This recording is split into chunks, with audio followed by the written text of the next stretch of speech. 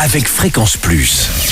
Surprenez votre famille et vos amis grâce au grand chef de Bourgogne-Franche-Comté. Cette semaine, je suis à Arc-et-Senans, dans le Doubs, toujours en compagnie du chef Julien Zangiacomi, dans les cuisines du restaurant Le 1719. Bonjour chef. Bonjour Charlie. Alors, deuxième recette de la semaine, et là on part sur un pâté franc-comtois avec sa salade de mêlée. Alors pâté franc-comtois, je savais pas que ça existait moi. C'est comme un pâté lorrain en fait. Ah oui, on redescend un petit peu. On redescend un petit peu. Alors pour préparer tout ça, il nous faut faire une pâte à pâté. Alors on a besoin de 500 g de farine, 100 g de beurre, 100 g de saindoux, 8 g de sel et 120 g d'eau. D'accord. Alors on mélange farine, beurre, saindoux et sel en premier dans un batteur.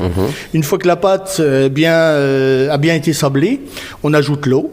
D'accord. On laisse travailler le batteur. Oui. Et une fois que la pâte est prête, on laisse au réfrigérateur. On peut même la faire la veille. D'accord. C'est le préférable. Et le saindoux, tout ça, ça va être...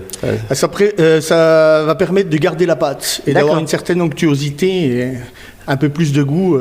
Alors ensuite, si c'est le lendemain, on fait quoi ensuite? Alors ensuite, également, on peut faire la veille, préparer toute la viande.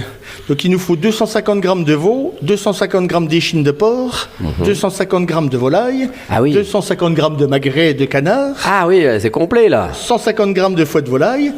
Tout ça, on va les découper ou les faire découper par votre boucher en petites lanières. On va les faire mariner avec un petit peu de savagnin. Et à tout cela, on va ajouter 18 g de sel et 3 g de poivre. D'accord. Donc on laisse macérer toute une nuit. Toute une nuit, voilà.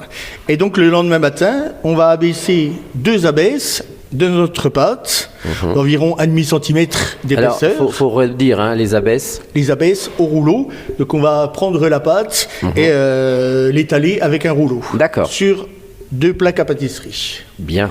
Alors une fois qu'on a bien étalé, On va ajouter toute notre viande, former un petit boudin tout le long de la pâte. D'accord. Et après, on va recouvrir avec la deuxième abaisse ah oui, par-dessus. D'accord. Bien sceller le tout avec de la dorure, qui est un œuf battu.